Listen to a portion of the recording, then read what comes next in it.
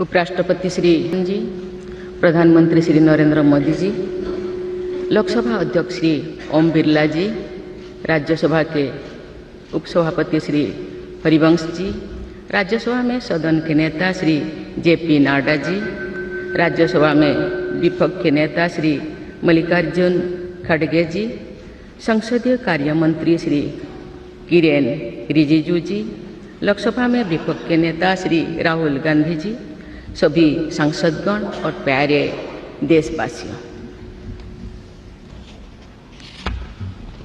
संविधान दिवस के ऐतिहासिक अवसर पर आप सबके बीच आकर मुझे हार्दिक प्रसन्नता हो रही है। आज ही के दिन 24 नवंबर 1949 को संविधान सदन के इसी के केंद्रीय कक्ष में संविधान सभा के सदस्यों ने भारत के संविधान के निर्माण का कार्य संपन्न किया था। आज ही के दिन उस वर्ष हम भारत के लोगों ने अपने संविधान को अपनाया था।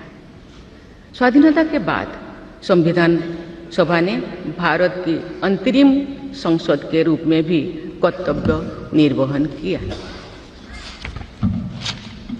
प्रारूप समिति के अध्यक्ष बाबा साहेब डॉक्टर भीमराव अंबेडकर हमारे संविधान के प्रमुख निर्माताओं में से थे। बाबा साहेब की 125वीं जयंती के वर्ष में यानी सन 2015 में 24 नवंबर को प्रतिवर्ष संविधान दिवस के रूप में मनाने का निर्णय लिया गया और निर्णय अत्यंत सार्थक सिद्ध हुआ है। आज के दिन पूरा देश भारतीय लोकतंत्र के आधार हमारे संविधान के प्रति तथा उसके निर्माताओं के प्रति आदर व्यक्त करता है। हम भारत के लोग अपने संविधान के प्रति व्यक्तिगत और सामूहिक स्तर पर आस्था व्यक्त करते हैं। अनेक योजनाओं के माध्यम से देशवासियों को, विशेषकर युवा वर्गों को संवैधानिक आदर्शों से अवगत कराया जाता है। संविधान दिवस से मनाने की परंपरा का शुभारंभ करने और उसे निरंतरता प्रदान करने की जितना भी प्रशंसा की जाए और कम। माननीय सांसदगण संसदीय प्रणाली को अपनाने के पक्ष में संविधान सभा में जो ठोस तर्क दिए गए थे वो आज भी प्रासंगिक है। विश्व के विशालतम लोकतंत्रों में जन आकांक्षाओं को अभिव्यक्त करने वाली भारतीय संसद विश्व के अनेक लोकतंत्र के लिए आज एक उदाहरण के रूप में प्रतिष्ठित है। हमारे संविधान निर्माता चाहते थे कि संविधान के माध्यम से हमारा सामूहिक और व्यक्तिगत स्वाभिमान सुनिश्चित रहे। मुझे ये कहते हुए बहुत प्रसन्नता होती है कि बीते दशक में हमारे संसद ने जन आकांक्षाओं को अभिव्यक्त करने के अत्यंत प्रभावी उदाहरण प्रस्तुत किया है। संविधान निर्माताओं की अपेक्षाओं पर खरा उतरने के लिए मैं आप सभी सांसदों को बहुत बहुत बधाई देती हूँ। साथ ही कृतज्ञ राष्ट्र की ओर से मैं संविधान सभा के परम सम्मानीय सदस्यों की स्मृति में सादर नमन करती हूँ।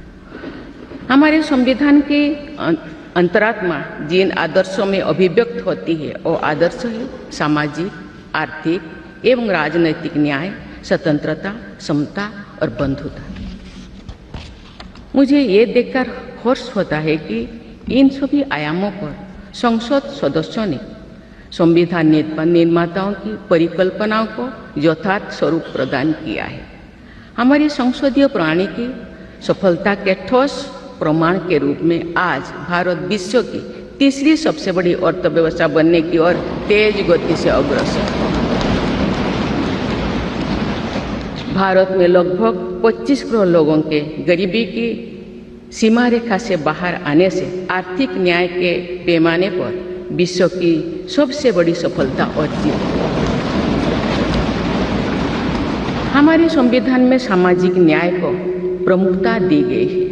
सामाजिक न्याय के आदर्शों के अनुरूप समावेशी विकास के प्रयास किए जा रहे हैं। ऐसे अनेक प्रयासों में इकोनॉमिकली वीकर सेक्शंस के लिए शिक्षण संस्थाओं और रोजगार में आरक्षण का प्रावधान करना, दिव्यांगजनों की परिभाषा को विस्तार देते हुए उनके हित में विशेष अधिनियम लागू करना और उसे कार्यरूप देना तथा राष्ट्रीय पिछड़ा वर्ग आयोग को संवैधानिक दर्जा प्रदान करना शामिल है।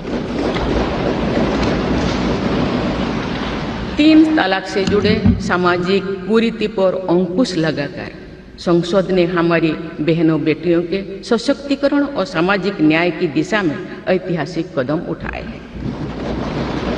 देश के आर्थिक एकीकरण के लिए स्वाधीनता के बाद का सबसे बड़ा टैक्स सुधार गुड्स एंड सर्विसेज टैक्स के रूप में किया गया है। आर्टिकल 370 के प्रावधानों को निरस्त करके देश के समग्र राजनैतिक एकीकरण के मार्ग में बाधक बने हुए अवरोध को दूर किया गया। नारी शक्ति बंधन अधिनियम द्वारा वुमेन लीड डेवलपमेंट के एक नए युग आरंभ होगा। नारी शक्ति अर्थात मातृशक्ति के बंधन का हमारे संस्कृति में अत्यंत महत्वपूर्ण स्थान रहा है। इस वर्ष 7 नवंबर से